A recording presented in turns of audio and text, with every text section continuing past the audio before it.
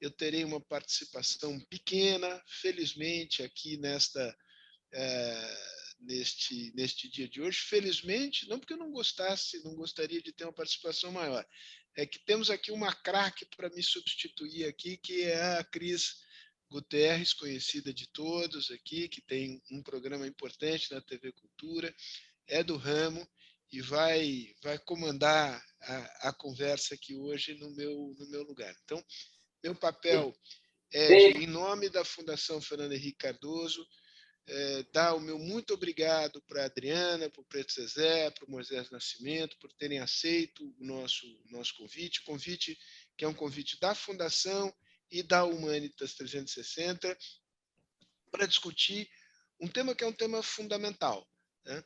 Eu gostei muito do título que foi dado ao encontro, eu posso falar isso com toda tranquilidade, porque não fui eu que dei o título, eu acho que veio da minha equipe, mas eu achei muito feliz o título, porque eu acho importante não glamorizar a ideia do empreendedorismo negro. Não é porque o empreendedorismo negro não tem uma grande importância e uma grande potência como força transformadora da sociedade, mas ele ainda é uma estratégia de sobrevivência da população negra no Brasil. Oi, Didi. E negritude no Brasil está associado à pobreza. Né? E acho que tem gente aqui que mostra que pode se construir uma história diferente. Acho que as pessoas têm um papel importante, mas é fundamental não cair no erro de imaginar que essa transformação virá do esforço individual de cada um. É claro que o indivíduo tem importância, mas sem um esforço coletivo que passa pela sociedade em geral e passa por políticas públicas também, não será possível superar essa injustiça histórica da sociedade brasileira, que é uma condição historicamente subalterna nos negros na sociedade brasileira.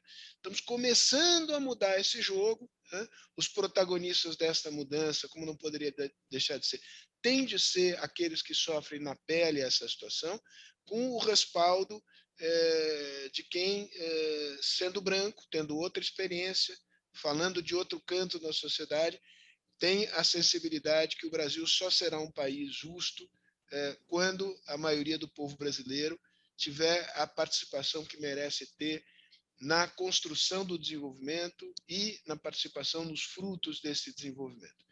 Sem maiores delongas, Cris, eu queria te passar aqui a batuta e eu fico aqui como um espectador interessado acompanhando o desenrolar da partida. Obrigada, Sérgio. Bom dia.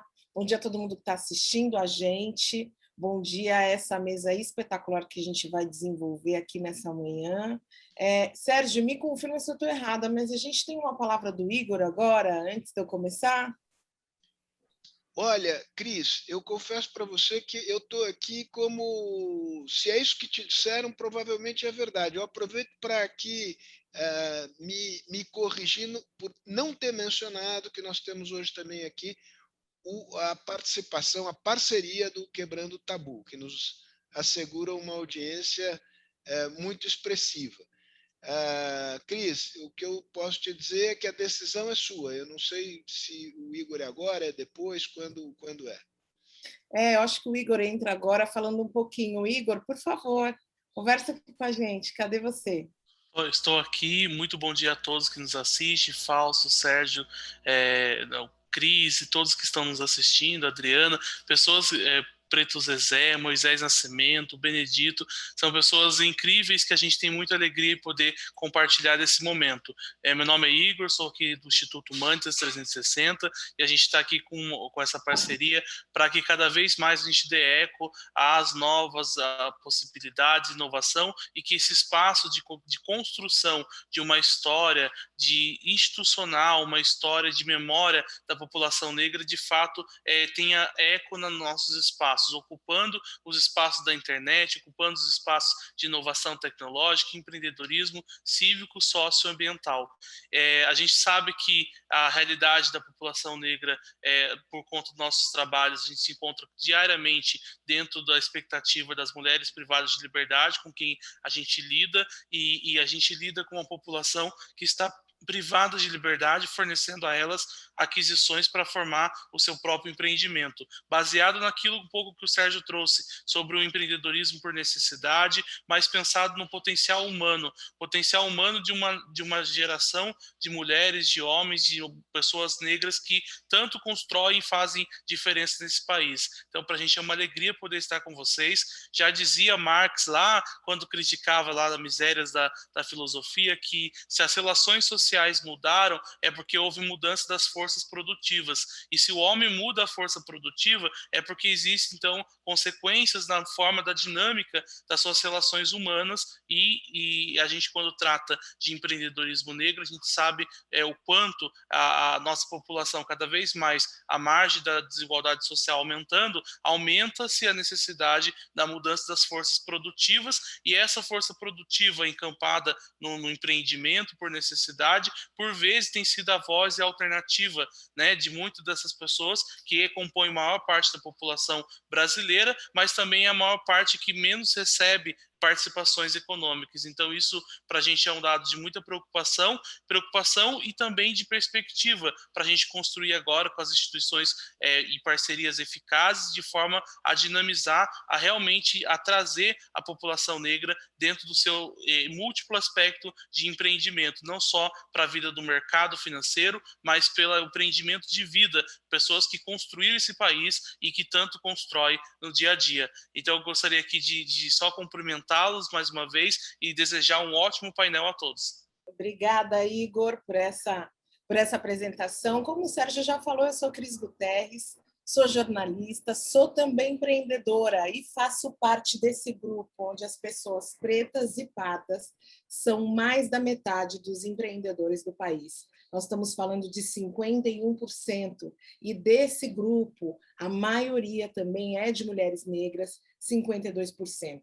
Nós estamos falando de uma parte que é extremamente significativa, de empresárias e empresários que priorizam outros negros quando vão fazer e estabelecer as suas relações de negócio e acreditam numa articulação dos seus produtos com a sua cultura. Essas são as conclusões de uma pesquisa que foi realizada em 2019 pela Preta Hub com o JP Morgan e o Plano CDE. O cenário é inspirador, mas também revela as mazelas de uma nação que é marcada pelo racismo estrutural. São séculos colocando uma pirâmide onde os negros estão embaixo, os brancos estão em cima, e a transformação precisa ser feita para que a gente enxergue resultados para um todo. E aí, para a gente começar essa conversa, eu quero chamar justamente a Adriana Barbosa, que é fundadora da Feira Preta, que é o maior evento de celebração da cultura negra aqui no Brasil. A Adriana já recebeu inúmeras homenagens pela relevância dela, pela contribuição no desenvolvimento da população brasileira, e inclusive reconhecida internacionalmente pelo seu nome, pelo seu trabalho. E a Adriana é responsável por essa pesquisa que eu comecei aqui iniciando. Então, Adriana, acho que nada mais justo de que você comece essa conversa falando para a gente, respondendo aí para a gente, quais são as possibilidades hoje reais da gente transformar o cenário do empreendedor negro brasileiro. Primeiro, quero agradecer, saudar aqui todo mundo que está aqui, né? Igor, Preto Zezé, Sérgio, Moisés, você, Cris, querida, que acompanha essa jornada sua empreendedora, né? A própria Fundação FHC, Humanitas, pelo convite, né?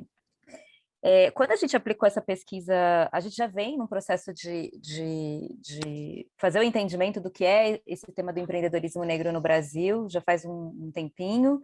E essa última pesquisa a gente aplicou em 2019 com o Plano CDE, justamente para ter a compreensão, quando a gente fala de empreendedorismo negro, o que a gente está falando, né? Quais são as suas especificidades, quem são essas pessoas, em que elas estão empreendendo, quais são as oportunidades que têm, quais são as dificuldades. E essa pesquisa saíram dados muito relevantes, importantes e que têm ajudado a subsidiar políticas públicas e até organizações, empresas a construir programas. Mas tem um dado que eu quero destacar que sai em 3 perfis, que é o por necessidade, que é o que a gente falou agora, boa parte dessa população, quando você pega os dados do Sebrae, os próprios dados que a gente tem aplicado na categoria micro, sobretudo a população negra, né, a categoria do microempreendedor individual, sobretudo as mulheres negras, é uma população que empreende pela necessidade desde o período da abolição até aqui, que não teve oportunidade de ser inserida no mercado de trabalho formal e a única forma foi, de fato, empreender. E aí a gente pega desde as mulheres do tabuleiro da Bahia e a resistência das mulheres que vem da Acarajé até hoje. Um outro é o empreendedor por vocação, que são empreendedores negros jovens que saíram do sistema de cotas das universidades e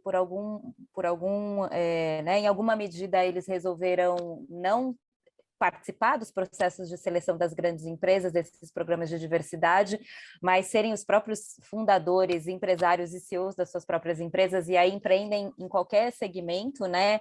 Buscam uma oportunidade, vão empreender, e, por fim, empreendedorismo por engajamento, perfil empreendedor por engajamento, que é aquele empreendedor negro que olha o potencial, né, de consumo da população negra e vai criar soluções. Então, são empreendedores negros olhando para consumidores negros e ofertando produtos e serviços. Acho que o processo de transformação que a gente pode ter daqui para frente é olhar todas essas especificidades e entender o ponto de partida do empreendedorismo negro para a população negra no Brasil, que vem desse contexto do próprio processo de escravização, né? Do processo Brasil-Colônia, sabe? Essa construção do empreendedorismo se dá lá atrás, e não se dá só com a abolição, mas também se dá com todo o legado de saberes, né, que essa população trouxe do próprio continente africano para cá. Então, quando você vê hoje a maior parte da população preta empreendedora são mulheres negras que são chefes de família, que gerenciam seus lares, né, que sustentam as suas famílias. Quando falam de educação financeira, saúde, não sei o quê, tipo, eu quero saber quem são as pessoas que conseguem ter mais educação financeira, se não for essas mulheres que conseguem lidar com um recurso muito pequeno e gerenciar e tentar esticar toda a grana até o final do mês. E essa construção histórica, ela foi construída na desigualdade, mas a perspectiva que eu olho é como oportunidade, porque elas conseguiram trazer saberes, tecnologias, sistemas que nem tinha aqui. A própria relação, essa relação com o mercado, né, de criar demandas, ofertar mercadorias, né, as mulheres que vendiam vendiam comidas no tabuleiro, sabe? Quando você pega o documentário da Madame Walker, né, lá né, que conta todo o processo dela de construção do negócio. Hoje, Madame Walker é uma superpotência em relação a produtos, né, de ter produtos cosméticos. E ela começa construindo a sua própria fórmula e vendendo de porta em porta até ir para as feiras.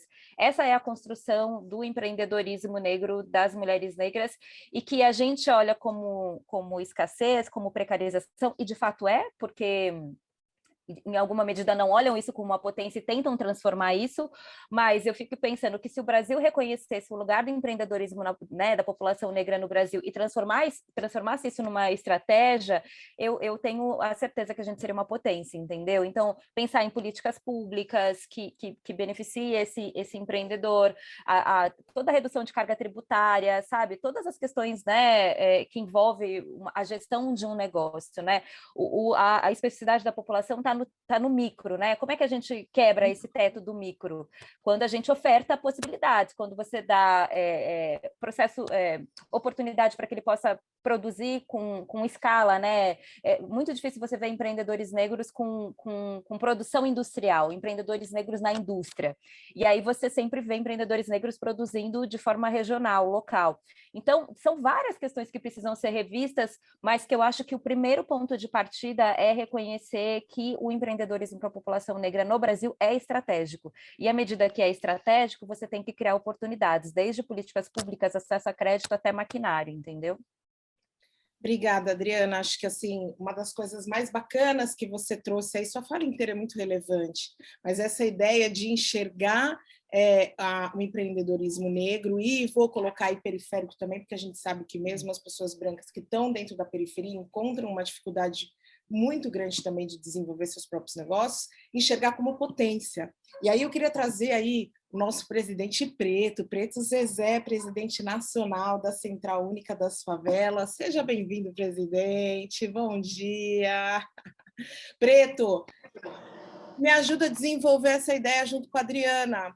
As empresas que estão olhando hoje para um cenário da periferia, para o cenário da favela, que estão olhando com essa ideia de que a gente precisa ajudar aquele pessoal. Qual é o erro nesse olhar? Traz isso para a gente. Eu penso que o primeiro erro que se comete quando se olha isso é reduzir as favelas, né, a população negra, a uma perspectiva de carência e não de potência. Eu acho que é o primeiro ponto.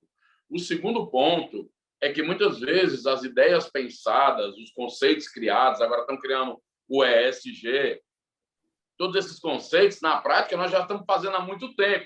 Só que aí sempre acontece de alguém lá sistematiza o que nós estamos fazendo, olha o nosso território como um grande safari, nós como camundongos, ratos de laboratório, e aí eles vêm, realizam suas pesquisas e saem com os títulos e os conceitos criados como se fossem eles. E aí eu acho que perde uma coisa, porque nós não estamos falando de uma minoria, nós estamos falando de mais da metade da população, nós estamos falando de gente que põe 1,7 trilhões na economia, nós estamos falando das favelas que produzem 119 bilhões em poder de consumo. Então, não estou falando só de um lugar de falta, de desigualdade, de tragédia, de problema. Nós estamos falando de um lugar que está inovando, que está criando. Se fala de empreendedorismo hoje, mas a gente já se vira há muito tempo, antes do conceito existir. Então, é preciso entender que nós também, a nossa forma, dentro da nossa dinâmica, no favelês, como a gente fala na CUFA, nós estamos produzindo também conhecimento, estratégia e dinâmicas próprias de lidar com uma economia em que nós produzimos muita riqueza, mas, infelizmente, hoje ainda usufruímos muito pouco da riqueza que nós produzimos. E a gente pode partir para ações práticas. Você tem aí com a CUFA muitas parcerias. Dá para a gente falar de algumas parcerias que demonstram essa sua fala? Por exemplo, nós temos 220 agências de passagem aérea vendidas só em favela.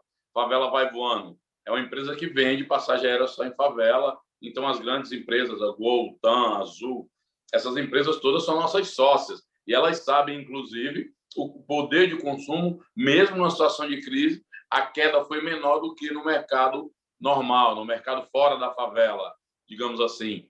E hoje a gente está em parceria, hoje a Favela Road, que hoje é dirigida pelo Celso Ataíde, que é a Favela Road, ela é parceira nossa para garantir nossa receita, já que os negócios envolvidos entre a CUFA e a Favela Road são negócios em que o lucro é compartilhado.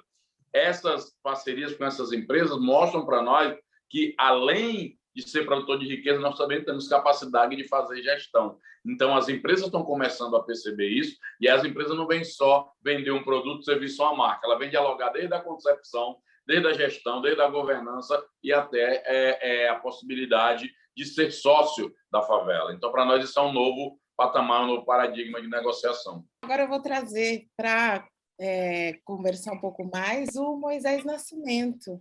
O Moisés trabalha no Itaú Unibanco, é formado em Administração de Empresas pela PUC de Minas Gerais, fez mestrado em Gestão de Sistemas de Informação na Flórida e é líder de transformação digital do Itaú Social, que trabalha na melhoria da educação pública brasileira e embaixador de diversidade e inclusão no Itaú Unibanco. Moisés, queria te chamar para a gente começar a falar de uma parte que eu gosto muito no empreendedorismo, que é falar de dinheiro. Claro que a Adriana e o Zezé já trouxeram aí, inclusive, o potencial da população preta. O Zezé falou bem, 1,7 trilhões circulando na mão da população negra. A Adriana não faz muito tempo, também participou de uma outra pesquisa, onde eles descobriram que, se não me engano, me corrija, Adriana, se eu estiver errada, na mão dos empreendedores negros circulam quase 300 milhões de reais, e eu queria que você trouxesse para a gente esse panorama desse universo financeiro. Obrigado, Cris. É um prazer estar aqui com vocês. Oi, Adriana. Oi, Preto Zezé. É um prazer estar aqui no painel com vocês também. Eu vou falar um pouquinho sobre essa questão do dinheiro e eu vou conectar um pouquinho com a minha história pessoal, né? Eu também comecei lá na adolescência como um desses empreendedores, né? A minha primeira venture foi vender laranja na feira com o meu cunhado. Meu pai sempre foi um empreendedor, né? Um comerciante, foi camelô. E a maior diferença que eu vejo entre aquele Brasil, né, de 30 anos atrás e este Brasil de agora é que naquele momento ali a gente não tinha muito acesso, vindo de vulnerabilidade, a essa potência, né? A esse dinheiro que resulta nessa potência que Preto Zezé fala. Então, essa questão desse ecossistema econômico inclusivo, ele é chave para a transformação do Brasil do futuro, seja do ponto de vista da digitalização da economia, seja do ponto de vista de empoderar, né, esses empreendedores a trabalharem num ecossistema mais inclusivo, de maior dignidade, com mais acesso ao dinheiro, ao crédito, a essas redes de produção de riqueza. Então, é super importante a gente estar aqui lembrando de que essa combinação, né, do primeiro, do segundo e do terceiro setor da economia, nessa formação de um ecossistema que inclua e dê empoderamento e poder, por exemplo, de crédito, de recurso a essa população que até então era basicamente excluída, né, deste processo financeiro. Então, aqui dentro do Itaú, a gente trabalha não só no empoderamento e representatividade das minorias, né, e principalmente aqui olhando diversidade de gênero, né, onde a mulher negra tem uma grande interseccionalidade dentro deste processo, mas a gente trabalha também criando parcerias e parcerias que visam a gente a fornecer maior capacidade de acesso a crédito e de acesso a um sistema financeiro mais elaborado. Tanto que a gente, recentemente, né, fechamos aí com o Preto Zezé, dentro da CUFA, um piloto, né, que está rodando em Rio, São Paulo e Fortaleza, onde a gente oferece tanto o IT, que é o nosso banco digital, que é mais dedicado a essa inclusão financeira de todas as parcelas da população, tanto na parcela de microcrédito, que impulsiona esse empreendedorismo negro dentro do ecossistema brasileiro, porque a gente sabe, né, que é o negro, né, que é o brasileiro, que impulsiona essa economia, né, do Brasil, que é a 8ª maior do mundo. Você sabe que, acompanhando a gente aqui hoje, tem pessoal, tem empresas, tem aí gente que está querendo empreender, então eu quero abrir um espaço para que a gente também fale um pouco das nossas perspectivas enquanto empreendedores, e quero ouvir também o nosso público. E a gente tem um vídeo aí que a gente recebeu, que é da Geni Vanessa. Giovana, vou pedir para você colocar o vídeo para a gente acompanhar as perguntas da Geni, que eu acho que vai dar uma sequência bacana aqui na nossa conversa. Meu nome é Geni Vanessa, eu tenho 39 anos, faço parte da Casa Teresa, cooperativa. Aqui a gente trabalha com costura, bordados, crochê, fazemos vários produtos. E essa cooperativa é onde abriu uma porta, não só para mim, mas como para várias cooperadas que hoje se encontra fora do sistema prisional. Gostaria de fazer uma pergunta, porque eu tenho dúvida. Como que eu faço para mim se organizar financeiramente? A segunda pergunta, eu gostaria de ter umas dicas para mim divulgar o nosso próprio produtos. A terceira pergunta é: qual é o melhor caminho para buscar investidores e parceiros? São 3 perguntas, a gente vai dividir, mas eu queria muito começar falando dessa questão dos investidores e parceiros. Olha a realidade e o nosso compromisso aqui, porque a Geni acabou de sair do sistema prisional, está participando de um programa que tenta promover a transformação da vida dela e que, como resultado, é uma transformação da sociedade, porque é importante que ela entre novamente, né? Porque o impacto dessa mulher para ela, para a família e para a comunidade dela, do desenvolvimento dela é imenso. E aí, dentro dessa realidade dela, como é que ela vai ter acesso a parceiros e a investidores para desenvolver as ideias dela? Desculpa, como é que é o nome dela mesmo? Desculpa. Geni Vanessa. Geni, a gente aqui de dentro do Banco Itaú, né, a gente tem uma série de iniciativas que visam, né, focar aí nessas parcerias, né, para a gente poder conseguir incluir e dar capacidades melhores de investimento. A gente tem, né, tanto os nossos produtos digitais que são focados aí em empreendedores como você, como também temos várias parcerias aqui dentro do nosso processo de ESG, né, de sustentabilidade social e governamental, várias ações que visam aí a gente ajudar. A gente tem uma parceria grande com a IRME, né, que é o Instituto Rede Mulher Empreendedora, onde a gente faz capacitação especialmente, né, bem focados em mulheres vulneráveis, como LGBT, ex-presidiárias como você, mulheres negras, pessoas acima de 50 anos, onde a gente faz um treinamento, uma capacitação, né, dessas mulheres em negociação, em atitude empreendedora, em como reconhecer e trazer esses recursos para você. A gente tem dentro também desses processos, né, o nosso IT, nosso banco digital, que faz inclusão financeira, e temos também aí várias etapas aí dentro de microcrédito. Então, eu te recomendaria aí a gente trabalhar, né, dentro aqui com o nosso time, né, de sustentabilidade e empreendedorismo e orientação financeira. E a gente tem vários desses caminhos aqui dentro que você pode seguir. Ô Moisés, e como é que as meninas que estão junto com a Geni, porque a Geni representa um grupo aí de pessoas que estão com essa mesma dúvida, como é que a gente chega no Itaú? Primeiro que a gente acha que esse lugar não é para nós, porque já tem uma porta lá dentro do banco que apita toda vez que a gente quer entrar, né? Exatamente isso, assim.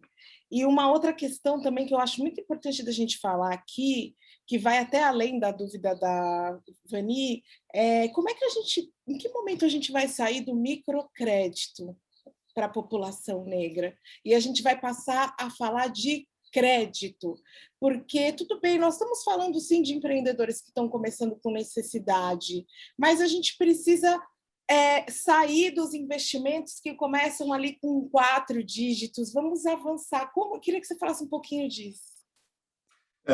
Eu costumo dizer que pequenas ações bem tomadas colocam aí em movimento grandes mudanças e grandes transformações, né? A gente trabalha sempre aqui dentro do Itaú de forma a criar, né, mais inclusão e mais capacidade nesse sistema financeiro. Dentro desse processo que a gente está discutindo aqui, né, o banco, né, reconhecendo a sua responsabilidade social, ética, aqui, tanto fomentando diversidade e inclusão dentro da nossa empresa, para que, quanto mais a gente incluir pessoas dentro do nosso ecossistema aqui de colaboradores, melhor a gente vai conseguir entender e refletir essas necessidades de todas as parcelas da população. Então, a gente está bem consciente, né, do nosso papel neste desenho de futuro, mas a gente entende que ele passa por criar uma maior representatividade, né? Eu sou o 2º diretor negro, né, aqui dentro do Itaú, então a gente está trabalhando nessa representatividade e à medida que a gente traz mais e mais colaboradores trabalhando nessas iniciativas, a gente começa a conseguir afetar melhor, né, microcrédito, né, que eu acho que é um ponto que você fez, e o crédito, né, como é que eu fomento essas empresas, esses ecossistemas de inovação. Aqui dentro do Itaú, dentro da área de empreendedorismo e orientação financeira, ali parte do nosso ESG, nós temos aqui o time onde a Hebe Vale, o Rafael Constâncio tocam essas iniciativas. Nos últimos 12 meses, nós já afetamos mais de 75 mil empreendedores aqui no Brasil, incluindo, né, várias empresas e várias startups de mulheres empreendedoras, principalmente no norte e no nordeste do Brasil. Então, a gente está caminhando, né, a passos aqui, evoluindo a cada dia. Para a gente é super importante, e por isso que eu carrego essa bandeira tão forte de aumentar a diversidade de gênero e racial dentro dos níveis de gerência aqui da empresa, para que a gente possa refletir ainda melhor essas necessidades da nossa população. Que ótimo, Moisés. Eu quero aproveitar, quero pedir para a Adriana, eu acho que, Adriana, você tem uma história muito bacana de superação dentro da sua jornada aí, empreendedora, e eu tenho certeza que você deve ter algumas coisas para compartilhar aí com a Geni, sobre como você driblou o sistema para conseguir ter acesso a dinheiro e movimentar aí a Feira Preta, né? Como que foi? A gente consegue dar uma resumida para contar para a Geni? Porque eu também não quero, Adriana, que a gente conte para ela uma história que possa parecer que foi fácil, porque eu te conheço há muitos anos e eu sei que não foi nada fácil. O reflexo que a gente tem hoje, a feira completa 20 anos, e as pessoas falam, puxa, mas a feira está nadando de dinheiro, tem muitas margens, não sei o que. Assim, de fato, hoje está mais tranquilo, mas ainda não está favorável, entendeu? Mas foi uma longa caminhada de 2 décadas, né? E lá atrás, quando a gente começou, era um processo de mostrar para as empresas do quanto que a população negra ela tem potencial de consumo, né? A feira surgiu numa época de políticas públicas, ações afirmativas de igualdade racial, a revista Raça bombando, né, trazendo essa possibilidade da população negra não só pela ótica dos direitos civis, mas dessa possibilidade de consumo, muitos grupos culturais coletivos, Racionais bombando na MTV.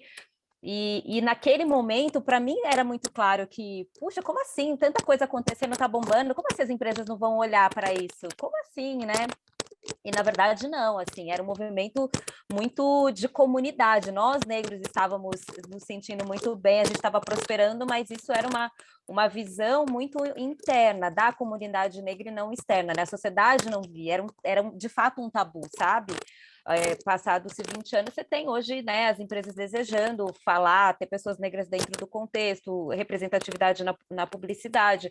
Tem um outro cenário, mas esse cenário ele foi construído por muitas mãos e, historicamente, o movimento negro contribuiu muito para isso, o movimento negro de forma organizada, né? Desde Frente Negra Brasileira, MNU, vários movimentos politizados até...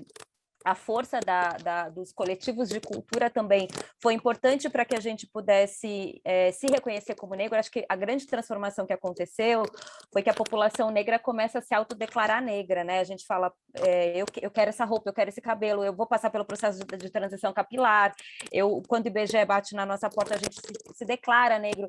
Quando isso acontece uma questão que bom, à medida que eu me vejo, eu quero procurar produtos que tenham a ver com a minha especificidade. Eu quero consumir produtos para o meu cabelo que não sejam produtos para domar os cachos ou shampoo para cabelos rebeldes. Eu quero uma comunicação mais assertiva. Então, o mercado começa a se modificar olhando esse potencial de empoderamento da população negra.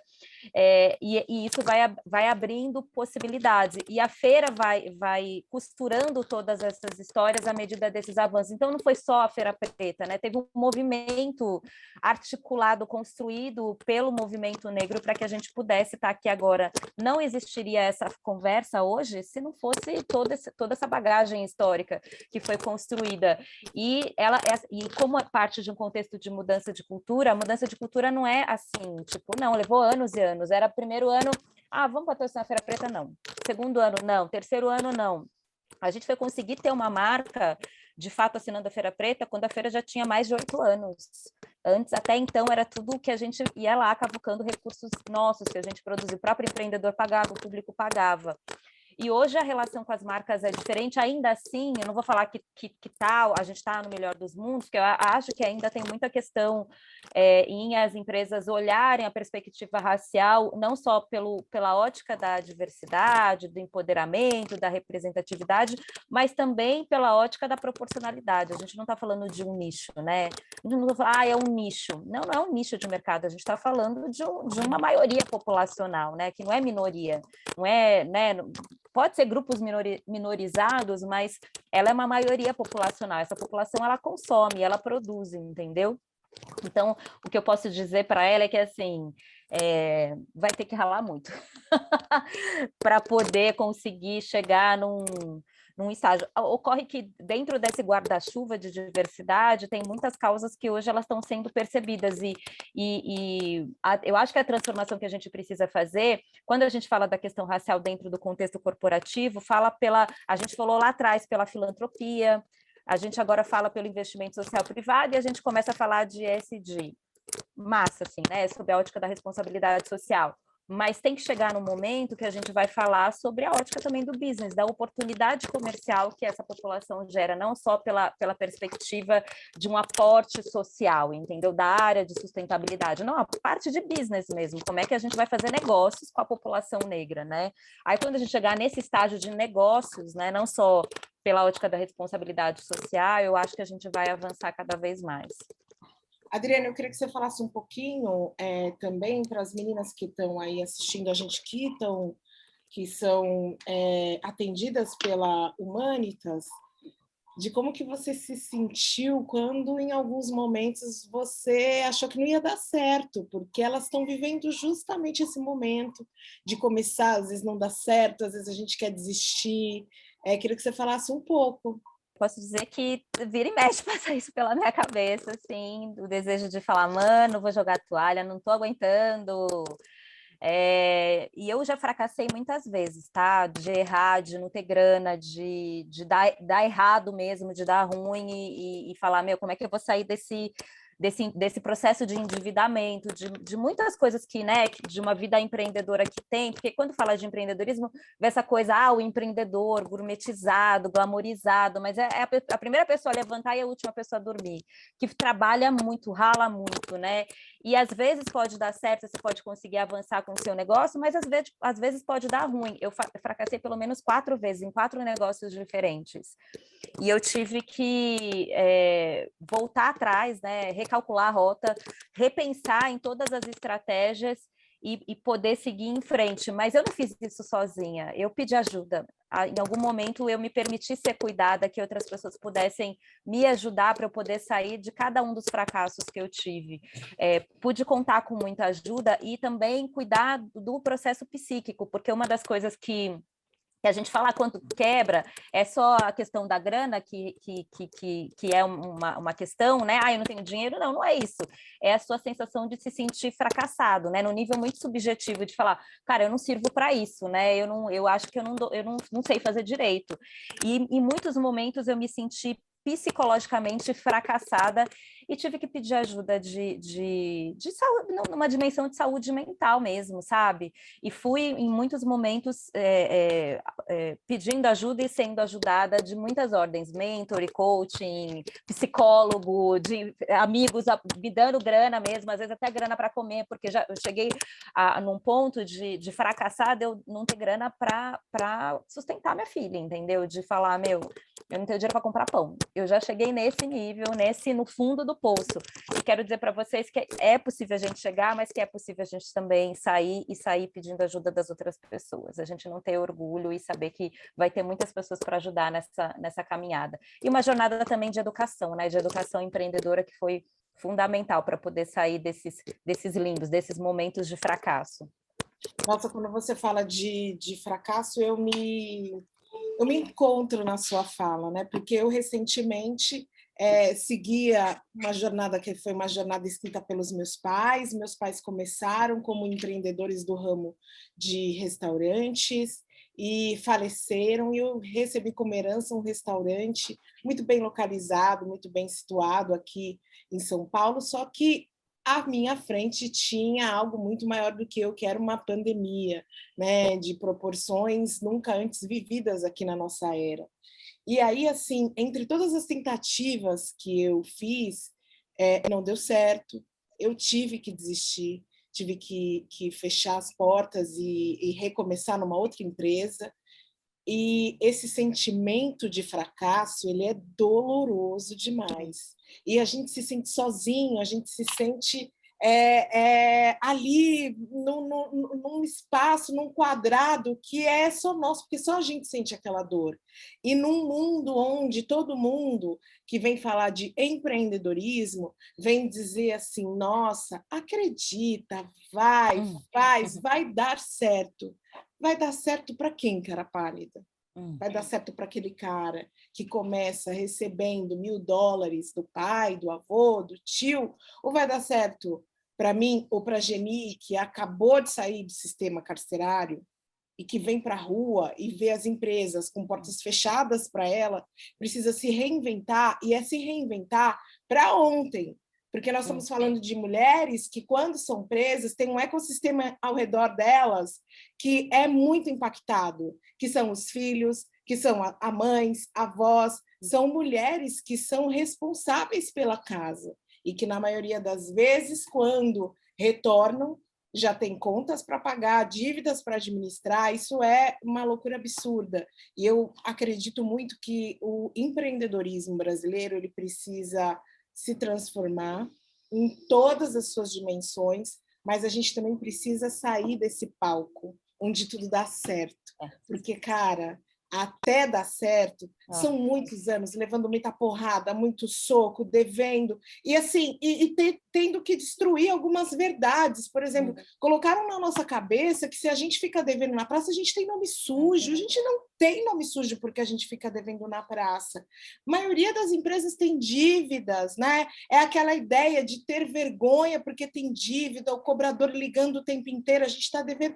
A gente tem dívidas porque realmente é difícil fazer uma gestão financeira. E falando em gestão financeira, ela fez essa pergunta: como é que ela se organiza financeiramente? Aí eu vou pedir para o Zezé, porque eu quero saber, não do Zezé presidente da CUF, eu quero saber do Zezé filho da dona Fátima, que veio lá da favela e que teve que se virar. Como é que vai fazer? Como é que a gente vai conversar com a Geni e com outras pessoas que estão na mesma situação que ela, Zezé, sem falar de termos em inglês? Eu quero essa sua linguagem aí do Zezé, filho da dona Fátima. Como é que a gente vai fazer os R$300 no final do mês darem conta de uma proposta empreendedora? É um desafio, porque as pessoas têm a ideia de que o empreendedorismo é um passeio no parque, é um conto de fadas, e muitas vezes as pessoas não vê esse lado desafiador, como a nossa amiga Geni aí, que bem-vinda à liberdade, minha irmã, mas a gente sabe que a mulher na estrada agora, né, e que as condições aqui fora são mais favoráveis para fazer a pessoa retornar do que sobreviver aqui fora. E eu fico muito preocupado também, Cris, com o olhar que as pessoas falam, que parece que empreender é uma coisa muito fácil para a gente, né? E não é. As pessoas, inclusive, não levam em conta as questões de falta de garantias, de proteção social, né, de um trabalho decente, com salário digno. Então, eu fico aqui a pensar que tem dois movimentos importantes, né? A gente, inclusive, está começando, já que falei de população carcerária, nós estamos começando em São Paulo um projeto que a gente já tem no Rio, chamado Recomeço, em uma das nossas empresas, que é a Favela Log, que é de logística, que é com egresso do sistema penitenciário. E a gente está começando em São Paulo agora também, no Paraisópolis. E a gente fica refletindo quantas pessoas saem desacreditadas aqui dentro do sistema. Tem aí um déficit que acontece quando você vai, que a parte da sua vida é suprimida. Assim, quem já ficou privado de liberdade, já fiquei quando era adolescente, é um negócio muito difícil, porque é o maior patrimônio que a gente tem, a vida e a liberdade. Quando você vem disso, você já vem numa dose de desacreditar. Daí eu estou numa condição que eu preciso primeiro acreditar em mim. Eu preciso resgatar a crença de que é possível eu virar um jogo. Segundo, aí são as condições externas, né, que muitas vezes os preconceitos, a discriminação, elas impedem. Para a mulher, então, né, a gente cansou de fazer coisas em presídio feminino e masculino, ações, e a gente chegava no presídio masculino, tinha lá um monte de gente para o dia de visita, a gente chegava no presídio feminino, não tinha ninguém, ou poucas pessoas. Então, as mulheres, além de assumir um BO na rua, assumir também quando são privadas de liberdade, elas são abandonadas por todo mundo. Então, há uma condição, quando se faz o recorte de mulher e mulheres negras, que vem que nós viemos, e nós costumamos chamar as prisões de extensão das favelas, porque lá estão pessoas iguais a nós, que é necessário a gente construir também aí uma proteção social para essas pessoas, para ajudar elas a ir ali começar o jogo numa situação. Não adianta dizer que o jogo é igual para todo mundo e uns vão entrar de chuteira, dormindo e comendo bem, e outro vem, não tem nem o dinheiro do ônibus para chegar no centro de treinamento. Então, eu penso que tem que ter esse pé pessoal, esse pé da coletividade, mas tem que ter principalmente uma responsabilidade de um Estado que recolhe impostos, cargas tributárias violentíssimas para poder restituir, ressocializar essas pessoas. O Estado continua com a responsabilidade quando a pessoa também sai, porque se era para ressocializar, é para incluir e trazer de volta. Se não, falhamos todos como sociedade. Pegando aí o gancho, né, com essa introdução aí, Adriana e Preto Zezé, é muito importante a gente reforçar que a população prisional, ela é maioria composta por população negra ou parda, né, essa população autodeclarada, mas a gente tem aí um desafio estrutural, né, vindo aí para o Estado propriamente, para tratar das políticas públicas que envolvem a reinserção dessas pessoas ao mercado de trabalho. Nós enfrentamos, por exemplo, a questão da pena-multa, em que as pessoas saem do sistema prisional devendo para o Estado e elas não podem voltar ao seu status de cidadão enquanto não passar a pagar uma pena-multa. Mas, Igor, quanto é essa pena-multa? Uma pena-multa que pode variar de R$ 33 até lá 500, 600, 700 reais, a depender do crime, mas a maioria das mulheres que saem do sistema prisional, que assumem a liderança da casa, a responsabilidade da renda na ausência dos seus familiares, no caso, o companheiro ou a companheira que foi preso, ela vai para o tráfico de drogas. E a pena-multa para o tráfico de drogas tem lá oscilado em R$18 mil. Eu estou falando de mulheres que saem do sistema prisional, que vão enfrentar uma realidade de pagar uma pena-multa, ter que pagar essa pena-multa sem ter trabalho. E se ela não pagar, por mais que ela tenha cumprido a pena corpórea de estar presa, ainda sabe o que acontece? Ela vai ser reinserida na sociedade, mas com a condição de ter o título de eleitor de fato, de ter o seu CPF regularizado depois de quitar essa dívida para o Estado. Esse dinheiro que vai para o fundo penitenciário que financia a construção do sistema prisional. Veja que o problema, além disso, está relacionado estruturalmente na questão da inclusão do mercado de trabalho e renda para a população negra, naquilo que a gente fala que é a economia a serviço do povo, a economia a serviço da gestão pública participativa. Falta transparência. Como a gente pode ver, os mais ricos ficaram mais ricos no período de pandemia, enquanto os mais pobres contribuíram mais do que a sua capacidade contributiva. Um sistema tributário injusto, né, e principalmente com a população periférica, população de vulnerabilidade social, seja pessoa negra ou pessoas com deficiência, ou comunidades tradicionais. Então, a gente está falando de um contexto e um enredo de que o sistema prisional é uma das pontas de um resultado de uma sociedade que tem dado errado, por não priorizar uma coisa que a Adriana trouxe aqui, que é a memória institucional de quem construiu esse país, a memória de quem tem cultura, a memória de quem constrói e faz do mercado de trabalho algo que, de fato, transforma e vira esse país em positivo, naquilo que a gente vê de números positivos, em trilhões de reais arrecadados, é porque a população negra derramou o suor, trabalhando muito para que isso acontecesse. A gente sabe que nos ambientes de trabalho, os trabalhos braçais são os que as pessoas negras estão nesses trabalhos, nos trabalhos inferiores à dinâmica da gestão privada. E até quando nós iremos tolerar isso, né? Então, a gente está falando de questões de racismo, sim, estrutural, falando de questões de política pública, a falta de incentivo de uma política pública de impacto social que coloca a população negra no centro do debate, porque é quem deu a vida por esse país, é quem deu o sangue para que a gente chegasse até esse momento como nós estamos aqui, e que hoje tanto é cobrada e que tanto é massacrada e, mais do que isso, né, não dada oportunidade para desenvolver o conceito macro de renda, não só o micro, como a Adriana trouxe, não só o pequeno investimento, é acreditar no potencial de quem já construiu esse país e constrói dia a dia. Exatamente, Igor. Muito obrigada, viu, pela sua fala. Eu quero agora o Sérgio tem uma pergunta. Sérgio, vem aqui com a gente, queremos Então vamos ouvir. lá. Na verdade, a pergunta não é minha, a pergunta é da Gabriela Benatti, que nos assiste, mas já me parece muito importante, porque, digamos, esta população, a população em geral, mas em particular a população negra e a população negra de mulheres foi brutalmente afetada pela Covid, né, pela pandemia da Covid. Então, eu queria perguntar, e aí pode ser Adriana, pode ser Preto Zezé, eu sei que Preto Zezé tem um trabalho muito grande como presidente da CUFA, no sentido de dar respostas à emergência da pandemia.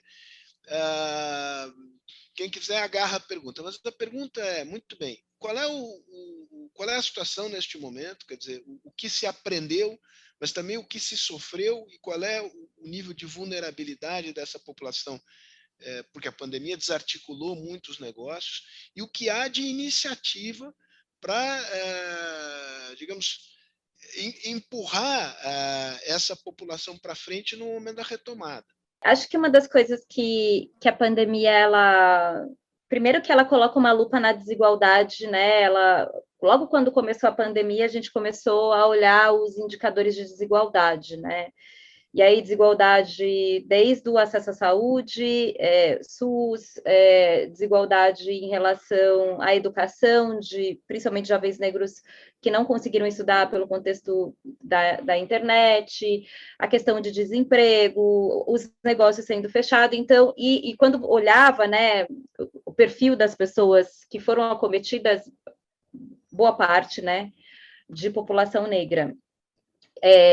Uma vez que a gente olhou para isso, a questão mais rápida, assim, que eu acho que foi feito, foi a articulação de pessoas pretas que lideram comunidades, que lideram organizações e que já tinha vivenciado sistemas de desigualdade e que rapidamente conseguiu trazer soluções, né? O Zezé, depois eu poder falar mais especificamente da logística que eles fizeram. Mas eu gostaria de destacar essa questão da população preta periférica em rapidamente resolver essas questões, trazendo soluções, principalmente de logística, de fazer com que o dinheiro, que a cesta básica, que tudo pudesse chegar até a ponta, porque precisava de um intermediário, quem faria, né? Então, uma concentração de distribuição, mas você precisa de um meio ali para fazer chegar. E essas pessoas com leitura de território conseguiram fazer isso muito rapidamente. Outra coisa que eu queria destacar é que a pandemia ela trouxe um outro problema que foi, muitos problemas, mais um específico, que foi da transformação digital. Porque no momento que tudo estava online, as pessoas estavam em casa, distanciamento, isolamento social, você compra pela internet, a parte da cultura, tudo você precisa produzir pela internet, tudo pela internet. Só que essa internet não estava para todos, né? Tipo, desde a antena de Wi-Fi, que em alguns lugares a internet nem pegava, até os dispositivos móveis, celular com dados para você, de fato, poder acessar essa internet. Então, eu acho que a transformação digital, ela acelerou com o contexto da pandemia, mas ela não bateu para todo mundo, ela só conseguiu atingir uma parte da população e a grande massa, e essa massa preta, não foi absorvida, não passou por esse contexto. E aí, nesse sentido, volto a repetir, né, muitas organizações negras se uniram para fazer muitos processos. A Feira Preta, junto com mais 5 organizações do ano passado, criou... Quer dizer, já existia uma coalizão, chamava de Todos, mas a partir da coalizão de Todos, que começou com 11 organizações negras em diversos territórios, a gente acabou criando um fundo, chama Fundo de Emergências Econômicas, e a gente mobilizou recursos por uma aliança de muitas empresas e organizações que aportaram recursos, e a gente fez esse meio de campo para fazer a distribuição para empreendedores. Além dessa coalizão, muitas outras iniciativas surgiram para poder rebater, tanto do ponto de vista do processo de alimentação, quanto do ponto de vista de distribuição de dinheiro, crédito de celular, quanto a questão de crédito mesmo, de dinheiro de repasse a fundo perdido para empreendedores negros. E o momento que eu vejo agora muitas coisas foram construídas, mas como que a gente olha para tudo que foi construído e traça uma estratégia para o daqui para frente? Porque todas as ações, elas foram para mitigar a emergência, né? A situação que estava posta, mas e essa construção do futuro, né? E essa daqui para frente, como é que a gente lida com essa questão com a apartheid digital, por exemplo, né? Tem alguém pensando? Quais são as empresas que estão pensando, as empresas de telefonia, de tecnologia, para que de fato a internet chegue para todos? Você tem que vender pela internet, tá? A diferença de um e-commerce, de um marketplace, e aí eu coloco o meu produto para vender no marketplace e aí eu não vendo, vem uma frustração, mas não vende por quê? Porque não é só você colocar o produto para vender, você vai ter que entender lá dos códigos digitais, você vai ter que entender que para você fazer uma venda online, você vai ter que sustentar isso com as redes sociais. Aí as redes sociais têm a verba de impulsionamento, tem tanto, é tipo o jogo do Mario Bros, assim, sabe? Você passa por uma etapa, aí vem outra, você vai pulando as etapas para você ir mitigando esses problemas. E o que eu posso reafirmar é que, em alguma medida, principalmente as lideranças que trabalham dentro do contexto de impacto social, as empresas vão ter que parar e refletir para construir esse futuro, entendeu? Porque a gente foi fazendo tudo para mitigar a emergência, mas eu sinto falta da gente traçar essa estratégia, tá? Se o ano que vem todo mundo tiver vacinado, como a área da cultura volta? No momento que tudo está no streaming, muitas cadeias de produção na área da cultura foram desconstruídas, vieram novas profissões. Mas e as antigas, né? E os técnicos antigos se inserem como nesse novo ambiente de trabalho que tudo está convergindo para o digital e cada vez mais, né? Tem tendências falando que vai ser um futuro híbrido, né? Entre o online e o offline. Mas diante da falta de tecnologia, como é que a gente vai acelerar para a população negra e periférica, entendeu? Adriana, se você me permite complementar aqui o seu ponto, eu acho super legal e super relevante essa questão do digital neste momento de economia, né?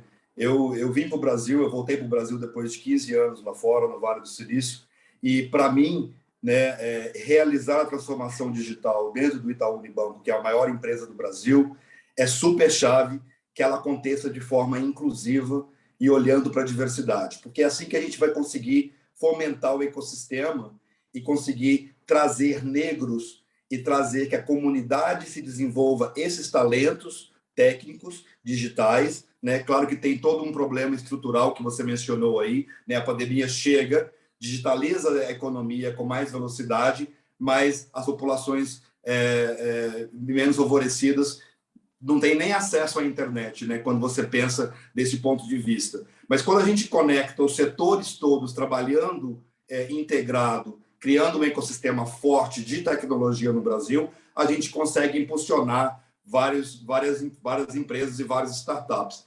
A gente começou um programa chamado Quartzo aqui dentro, com a BlackRock Startups, focado em apoiar financeiramente, Cris, de volta aí ao seu ponto sobre crédito, apoiar financeiramente startups de empreendedoras negras, né? Mulheres negras, que é dessa pesquisa que a gente olhou, a maior parte, né, deste processo. Então, à medida que a gente afeta a transformação digital, e eu como tecnologista, eu digo aqui, a gente não tem a capacidade nem para suportar a demanda do primeiro setor da economia, né? A gente não tem. Então, a gente vai precisar de capacitar de forma inclusiva. Então, o trabalho do terceiro setor, do governo, das formas estruturais, em democratizar melhor a internet, em resolver os problemas digitais e da gente criar essa indústria forte que vai começar a pipocar, porque toda a economia se digitaliza neste momento, e a gente conseguir afetar essas populações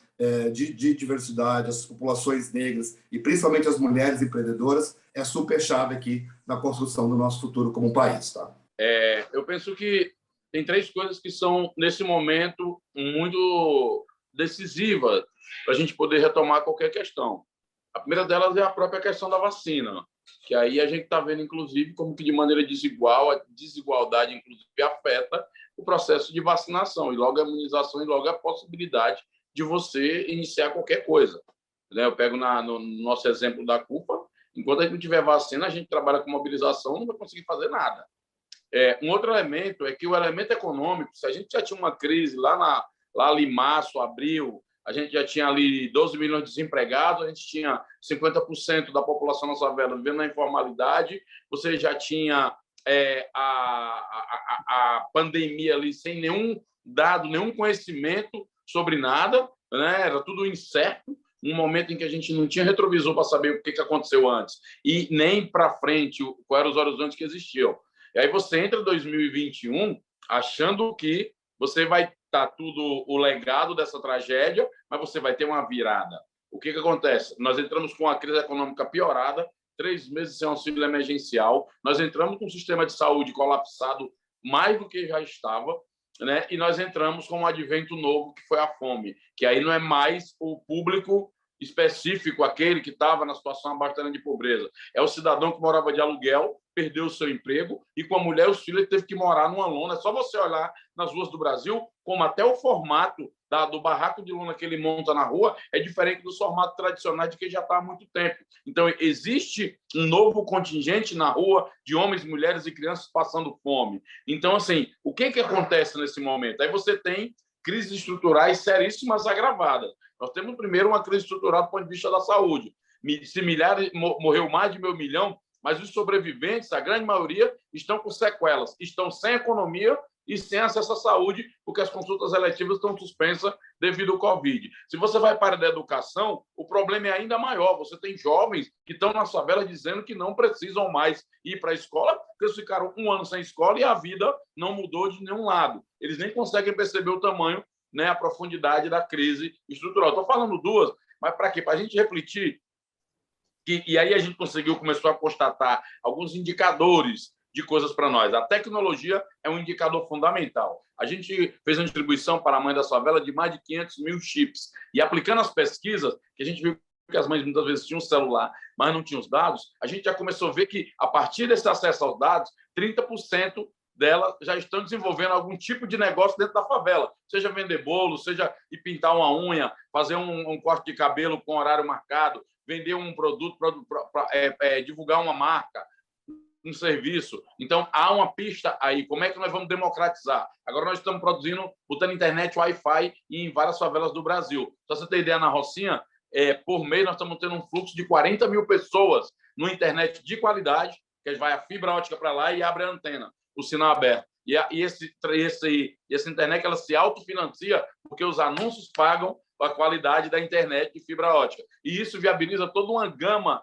de negócios, de comunicação, de conexões, de interlocução, extremamente importante para um momento que eu acredito que a gente não tem mais como voltar, que é a inclusão nesse mundo digital maluco aqui, que eu acho que vai ser uma ferramenta muito importante para os momentos vindouros. Tem muitas coisas ainda acontecendo, daria um outro debate, mas apesar de tudo que está acontecendo de ruim, eu vejo muita coisa positiva e forte acontecendo nesse momento. Essa discussão está maravilhosa, mas eu acho que agora é um momento importante para a gente dar uma retomada no início, que eu acreditava que não era necessário, mas ainda é muito necessário. A gente está online no Facebook e a gente está recebendo muitas mensagens, numa tentativa de invalidar essa nossa conversa, dizendo que nós estamos aqui nos fazendo de vítimas, promovendo um racismo ao contrário, porque a meritocracia é o que tem valor e que basta a gente estudar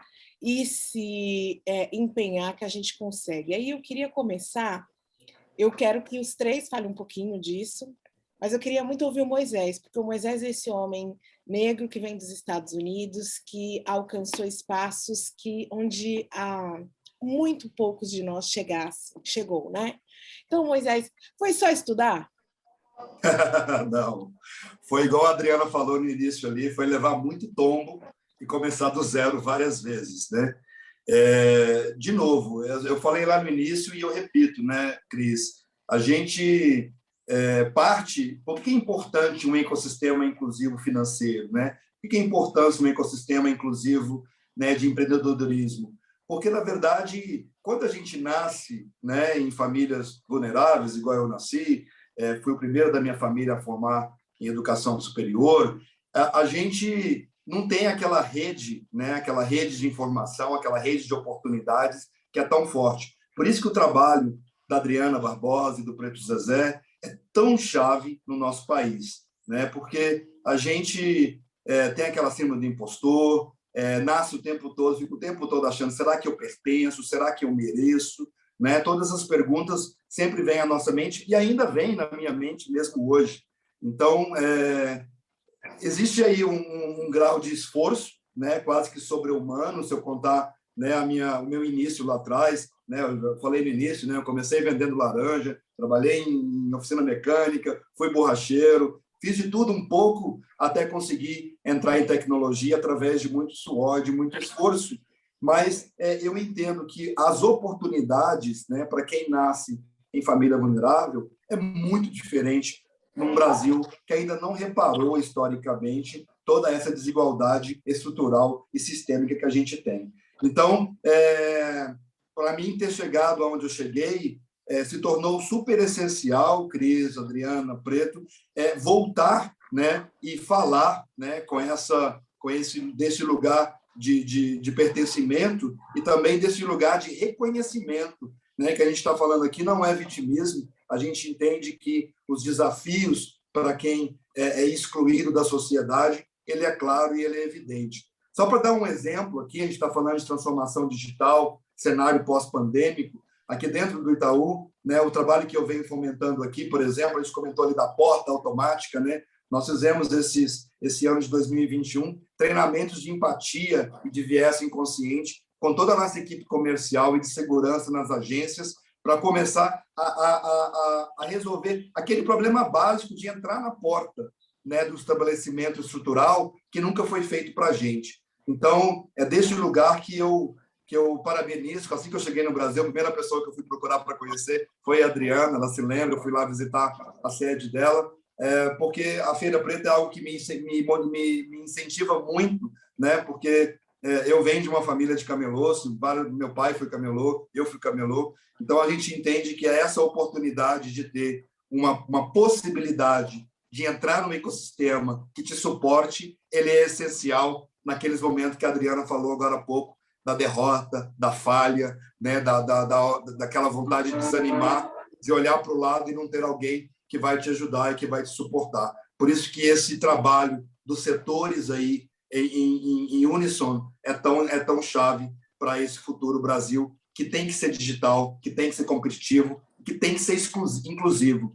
Um último ponto que eu trago aqui, Cris, deste processo, é que transformação digital requer inclusão social.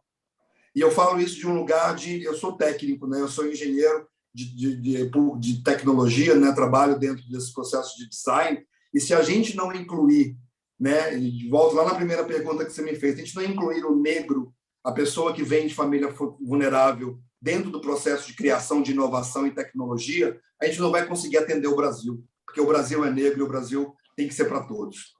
Nossa, Moisés, eu vou aproveitar e vou então falar da Anitta Fiore. Ela fez uma pergunta que acho que você já respondeu muito dela. Então, eu quero trazer aqui, que ela fala que vê no BID que o problema do acesso a finanças passa pela falta de negros em posições de poder dentro das instituições financeiras e fundos de investimento.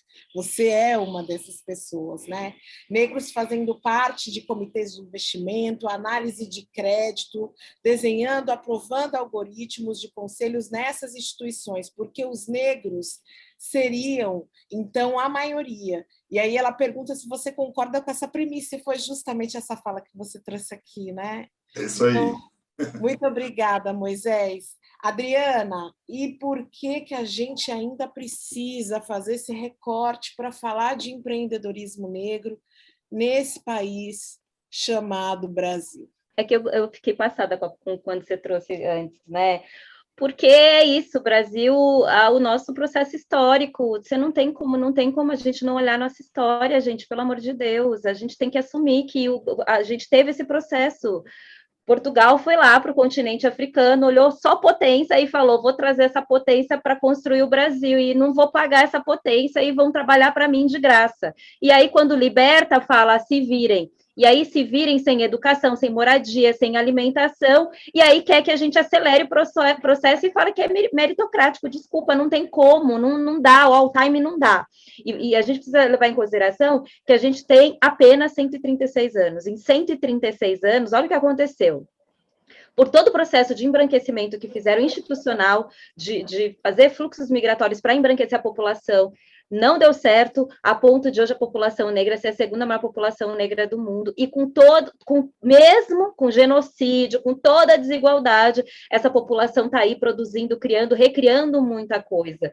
Então, não tem como a gente não olhar para as especificidades, porque o ponto de partida da população negra tem a ver com essa história, e essa história foi construída em cima da perversidade, em cima de uma injustiça social e racial. Então, não é mimimi, é fato. Eu já tive muitas situações de ir em banco, de segurança barrar o CPJ, e aí o segurança chamar o gerente para saber se eu podia entrar no banco. Como eu também já tive situações de tentar fazer um TED e a mulher ficar comigo meia hora olhando o meu RG, levanta da cadeira, senta na cadeira para saber se eu era a pessoa mesmo que ia fazer lá o tal do TED, entendeu? Assim como já passei por várias situações de discriminação, não quero a Feira Preta aqui, vou fazer um abaixo-assinado, vai para outro lugar.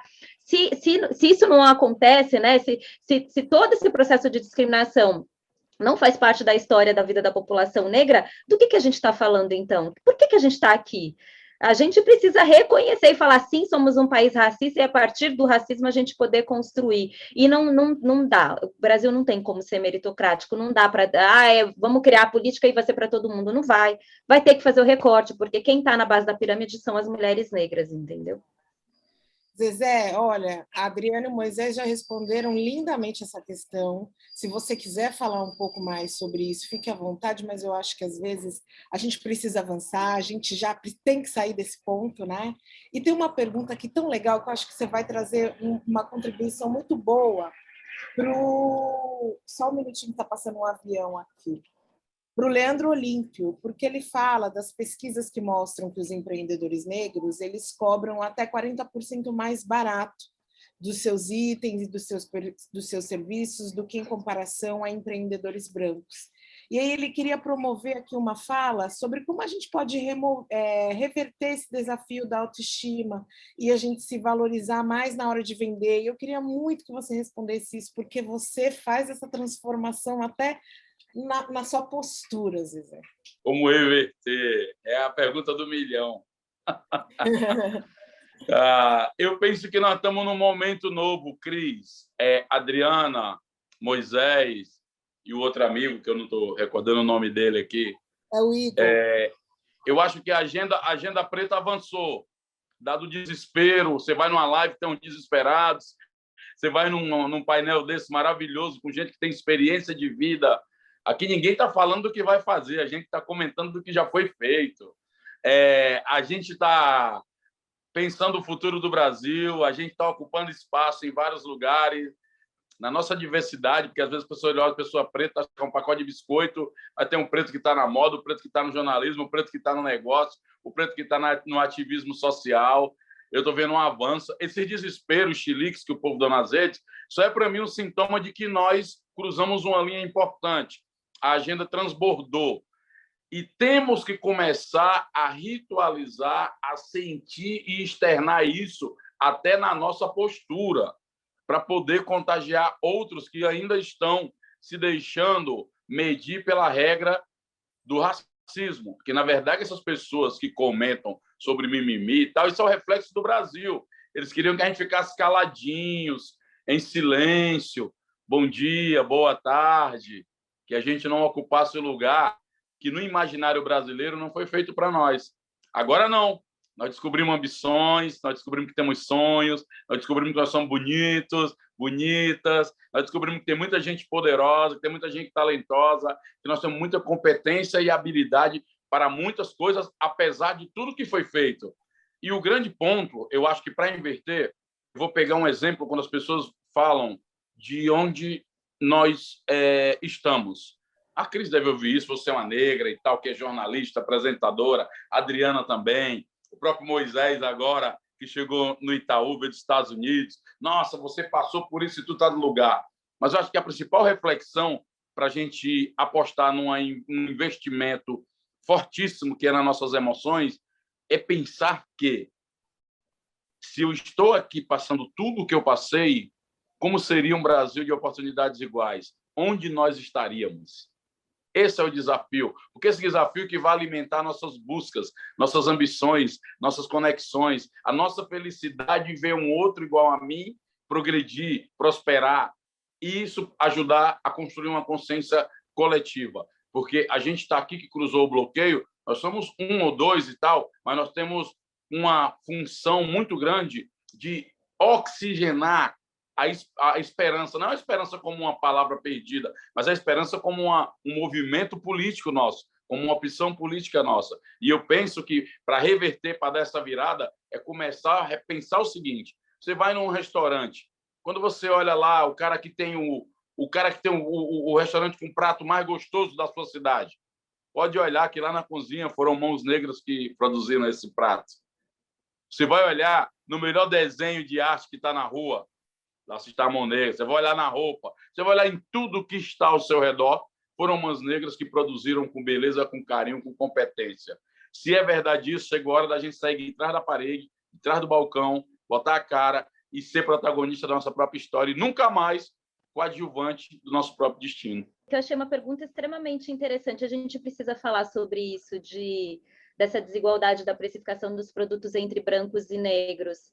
A gente, na pesquisa que a gente fez, a gente viu que uma das coisas que pega essa questão subjetiva da autoestima, né? Como é que a nossa autoestima ela vai influenciar no nosso negócio? Isso vale para o mercado de trabalho, né? Que chamam de síndrome do impostor, da impostora, né? Como serve também para o empreendedor. E eu acho que a gente precisa começar a falar de negros e dinheiro e não existe rivalidade. Tem até uma música dos Racionais, né? Que negros e dinheiro são rivais. A gente precisa falar sobre isso, porque de forma transgeracional a gente foi educado a não acumular dinheiro, né? A viver na escassez, a ter o dinheiro lá mirradinho para pagar as contas, aquela coisa sofrida. E tanto que tem muitos negros que ascendem, a gente até fala, não, essas pessoas ascenderam, capitalista, não, sabe? A gente precisa começar a trazer isso para a pauta. Não é à toa que tem tantas iniciativas ligadas à educação financeira, né? Umbutu, Grana Preta, a própria Nath Finanças, o próprio Condzilla, a gente até fez um painel com ele, ele fala sobre essa questão do dinheiro. A juventude tem trazido isso como uma pauta. E como é que isso a gente também reflete nos nossos negócios? E eu posso afirmar que sim, a gente vai ter que trazer psicólogos, profissionais da saúde mental para a gente poder lidar com as nossas crenças limitantes em relação a ter acesso a dinheiro. Não é o outro que precifica o meu produto, né? Porque é isso, quando chega para um produto, mas é 100, não, mas se eu te pagar 80, se eu te pagar 50, não, e a pessoa acaba aceitando. E tipo, não, é você que coloca o preço no seu produto. Isso vem com técnica, com educação, com saúde, com gestão financeira, mas, sobretudo, vem com as nossas subjetividades em saber que sim, a gente pode. Se a gente quiser, a gente pode acumular dinheiro. Não é um tabu, não é pecado, entendeu? Não é pecado. Pode falar, mas por favor, segue. Não, ela está certíssima, não é pecado, a gente tem que entrar nesse lugar de posse, a gente também pode, e é bom para a gente, é bom para a economia, é bom para todos. É bom para todos, e a gente precisa sair desse lugar onde a gente enxerga e desvaloriza a produção negra. Sabe, esses quase 400 anos de escravidão fazem com que hoje as pessoas nos olhem e não acreditem que a gente mereça receber salários iguais a qualquer outra pessoa branca, que o nosso produto possa custar o mesmo preço e que os trabalhos que nós desenvolvemos não são trabalhos sociais, mas sim criamos empresas que merecem ser reconhecidas por seus CNPJs.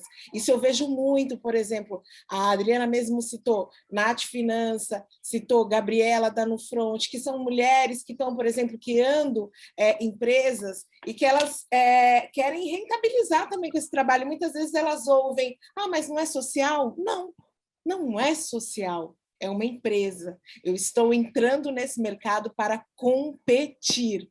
Eu também quero competir, né? Eu acho que a gente vai se encaminhando aí para os momentos finais. Eu quero muito ouvir vocês aqui para a gente fechar, que vocês façam uma fala final. Mas na fala da Adriana, eu queria incluir uma pergunta, Adriana, porque eu acho que a gente ainda eu queria muito que você fizesse a sua fala final e falasse um pouco com a Milene Ribeiro. A Milene, ela falou assim, sou uma artesã, faço mandalas, filtro dos sonhos, bonecas de fuxico, e tenho muito medo de me lançar e acabar passando fome. Qual o melhor caminho para eu viver das minhas artes? E eu escolhi você para responder essa pergunta, porque você está aí com a Preta Hub, que abre muito espaço para que mulheres com medo, como ela, possam aprender. Então, eu queria que você fizesse essa fala final e respondesse a Milene, por favor. Milene, você vai sentir frio na barriga, você vai sentir frio, vai sentir borboletas no estômago, vai estar com medo, vai com medo mesmo, que eu posso te dizer. Até hoje eu sinto medo de cada coisa que eu vou fazer. Pode dar certo, pode não dar certo. E para a gente o erro, né, o fracasso, ele beira a morte. Morte no sentido... É muito profundo, sabe? A gente não foi educado que a gente pode errar, né? Que a gente pode testar e errar. E aí o que eu posso te dizer é se alia a redes, cara. Né, tem muitas redes, a Preta Hub é uma, mas tem Rede Mulher Empreendedora, tem Afrobusiness, tem Vale do Dendê, tem a própria Black Rocks que o Moisés citou, a própria CUFA, tem muitas redes hoje de suporte ao empreendedor. E o risco calculado, né? Se você tem um emprego e quer empreender, cria um planejamento para que você, num horizonte futuro, você possa sair desse emprego e poder se dedicar àquilo que você quer, né? Vai guardando grana. Falar, puxa, eu guardei aqui um dinheiro por 6 meses, que vai conseguir me garantir 6 meses. Se der ruim, eu sei que eu tenho uma graninha lá guardada, sabe? Eu acho que para a gente tem que fazer isso de forma, não assim, eu pego e vou. Para a gente não dá, porque é isso, beira a morte, sabe? Assim, beira a morte no sentido de você fracassar e não ter como sair dessa história. Se planeje para isso, né? Continue no seu emprego, vai juntando dinheiro, vai se educando, até você falar assim, putz, agora eu consigo, eu tenho uma grana guardada, eu sei como é que funciona, eu já estou associada às redes e agora eu posso ir. E eu quero agradecer, Cris, essa prosa, né? Essa sua mediação, o próprio Instituto FHC, a Fundação FHC e a Humanitas, ao Moisés, bom te rever, Moisés, faz mais de um ano que a gente não se fala, o Preto Zezé, que eu estou esperando até hoje, Preto, você ir lá na Casa Preta Hub, para a gente poder fazer a nossa prosa, né? Bolar os nossos planos, continuar hackeando o sistema. Obrigada, viu? E todo mundo que esteve aqui com a gente. Obrigada, Adri, Moisés. Obrigada, Igor. Valeu, Igor. Primeiramente, obrigado a todos vocês, Preto, Adriana, Igor, Cris. Foi um prazer aqui, eu estou bem iluminado aqui na presença de vocês. Eu vou pegar aqui no ponto da Adriana, acho que é um ponto que todos nós passamos por. A gente pertence, a gente não é impostor, a gente tem que acreditar na gente mesmo e saber. Né? Eu saí de um Brasil que não discutia raça, que não discutia homofobia, que não discutia machismo. Voltei para um Brasil que encara isso de frente, e eu acho que esse encarar de frente é o que cria esse diálogo e começa a criar essas redes de suporte, né, que vão entre os setores aqui, para a gente se ajudando. Então, à medida que uma porta se fecha, vai ter tanta gente aí se mobilizando para abrir outras, para poder te incluir, para a gente poder criar, né, este Brasil que eu acredito que é digital, que é competitivo, que é inovador e que é de todos nós. Né? A gente criou esse Brasil, o Preto Zezé falou de forma belíssima, né? Por trás da nossa arte, da nossa comida, de tudo que a gente faz de bonito no Brasil, tem muitas mãos pretas, tem sempre uma mão preta, e para mim é super importante estar fazendo esse trabalho aqui de dentro do Itaú, né? A Adriana falou a palavra que eu sempre gosto de falar, eu venho da tecnologia, hackeando o sistema, incluindo, mudando, inovando. Então, é por aí mesmo. De novo, muito obrigado a todos, obrigado, Instituto FHC, Humanitas, pelo convite super carinhoso, e estamos juntos aí na jornada, vamos conseguir seguindo aí, construindo esse Brasil colorido, negro e forte. Vamos lá. Obrigada, Moisés. É um prazer estar com você. Eu estou muito feliz porque eu não te conhecia, já estava te acompanhando, inclusive estou junto com a Maitê aí no Quartzo. Boa, está no Quartzo, bacana. Estamos juntos nessa, então muito obrigada, querido. Obrigado Preto a você. Zezé, fala aí, presidente. Eu só tenho a agradecer, né? Uma manhã alegre dessa, uma manhã feliz, uma manhã potente, uma manhã de conexões importantes, que eu acho que é outra coisa que a gente tem que fazer muito mais. Adriano, eu vou lá na visita, tá? Porque tá uma loucura a minha vida em São Paulo. Eu levo ele, Adriana. Eu já fui na casa da Cris, então já tirei da lista essa. Eu penso que nós vamos avançar muito agora. Eu acho que tem uma coisa que quebrou também um mito, Adriana, Igor, Moisés e Cris. É que eu acho que também a gente tem que fazer um debate sobre o social com o viés da economia, porque muitas vezes o discurso sobre o social nosso ele é sempre relegado a um lugar onde não se tem uma conta para pagar.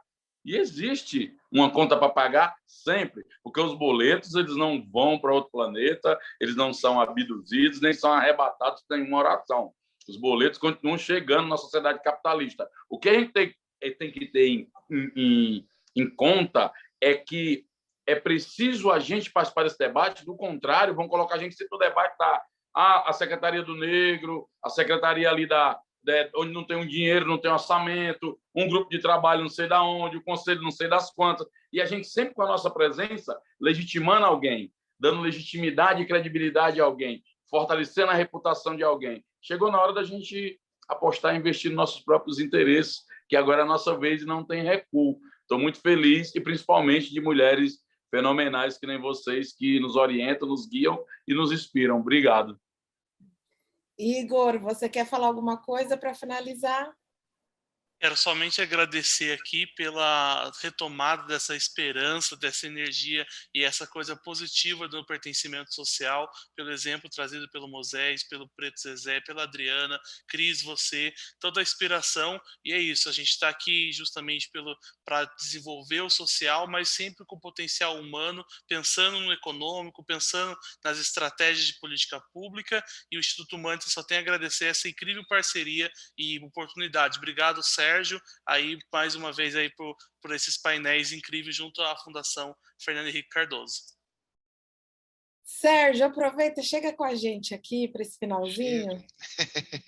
Chego com o maior prazer, assim, realmente, assim, de coração. Foi muito legal, mais assistir do que propriamente participar. Adorei essa posição aqui de espectador. Tá difícil ficar animado no Brasil, né? Mas uma conversa como essa deixa a gente, de fato, animado, né? Eu sou de um tempo, essas pessoas que fizeram as perguntas, os comentários críticos pelo Facebook, parece uma espécie de cegueira. Eu não sei se é cegueira deliberada ou se é uma cegueira inconsciente, né? Mas eu sou de um tempo, e não faz tanto tempo assim, em que nos anúncios de emprego tinha a famosa frase "se dá preferência à pessoa de boa aparência", que era uma maneira sutil, mas entendida por todos, para dizer dá-se preferência a brancos no Brasil, né? Isto existe ainda no Brasil? Existe, mas me parece que nós começamos a virar esta página, né? E virando esta página aqui, com esse, desculpa o lugar comum, com o protagonismo de lideranças negras. Isso é fundamental, porque as pessoas precisam de modelos, né? Nós, brancos, tivemos modelos de sucesso, né? Isso é fundamental para a pessoa ter ambição na vida, estruturar a sua vida, né? Então, as pessoas que estão aqui têm valor em si mesmas, têm valor pelo aquilo que realizam, e são valores também, têm valor porque são modelos inspiradores para a gente, a garotada negra, que diz: eu posso chegar lá também, né? Agora, não há a menor dúvida que tem uma desigualdade de oportunidades no Brasil e que tem um corte racial imenso, né? É preciso que as pessoas brancas como eu não tenho nenhum problema de ser branco, mas eu não sou cego. Uma pessoa nascida como eu, uma família de classe média alta de São Paulo, de pais universitários, bem localizados nas suas profissões, toda uma rede de contatos no mundo, obviamente tem oportunidades muito maiores do que pessoas que nasceram numa comunidade, numa família de pessoas com menos instrução. É preciso nivelar o campo de jogo no Brasil. E para nivelar o campo de jogo no Brasil, dada a imensa desigualdade que se acumulou ao longo de séculos de história, precisa ter política afirmativa, né? Não é mimimi, né? É uma política de democratização das oportunidades. O que é muito legal de ver é que isso deixou de ser um blá blá blá teórico para ser realidade, e uma realidade que tem aí como grandes impulsionadores gente como o Moisés, como o Preto Zezé e como a Adriana. E, para terminar, me dá a sensação de que a gente tem alguma chance de virar um país legal, mais democrático, mais inclusivo, sem perder essa coisa maravilhosa do Brasil, que é essa alegria que o Eduardo Janete da Fonseca chama de alegria motivada, né? E que eu acho que tem uma contribuição imensa dos negros a essa alegria imotivada brasileira, que é uma marca do Brasil, né? Eu acho que isso não veio da Europa, eu acho que isso veio, em particular, da África, e encontrou aqui uma mistura muito interessante. Pega um cara, que termino, né? Pega um cara como o Preto Zezé, cara inteligente, articulado, e puta figuraça, né? Quer dizer, não vem aqui, tipo, tudo arrumadinho, tudo certinho, não sei o quê, blá, blá, blá, blá, blá, blá. Fala com uma espontaneidade que é raro de encontrar, e que eu acho que é uma marca dos negros brasileiros, assim como é uma marca dos negros americanos, né? Então, só tenho a agradecer aqui, a Fundação Fernando Henrique Cardoso fez isso com grande alegria e fará tantas vezes quanto vocês quiserem. É isso. Beijos e abraços. Obrigada, Sérgio. A mim resta agradecer a vocês, Moisés, a Adriana, o Preto, o Igor aí representando a Humanitas, o Sérgio representando a Fundação, o pessoal do Quebrando Tabu, mas eu ainda quero fazer uma fala final, porque eu estou aqui pensando na Geni Vanessa. Eu estou aqui pensando nas mulheres como a Geni. E eu não sei, Geni, se a gente conseguiu aqui, com a nossa linguagem, que muitas vezes parece um pouco rebuscada, que traz palavras de outro nível, te responder às suas perguntas. Mas você falou de gestão financeira e eu fiquei bem pensativa para te dar uma dica final aí de tudo que eu aprendi na minha vida. Você precisa fazer o fundo foda-se da independência feminina. E é com palavrão mesmo. Porque você vai ganhar R$10, você vai pegar R$1, R$2, você vai pôr nesse fundo. Você vai ganhar 100, você vai pegar R$5 e você vai pôr. E ele é o fundo, foda-se, porque na hora que tudo der errado, você vai falar, foda-se, eu preciso desse fundo. Eu preciso. E você vai pedir ajuda, sem medo e sem vergonha.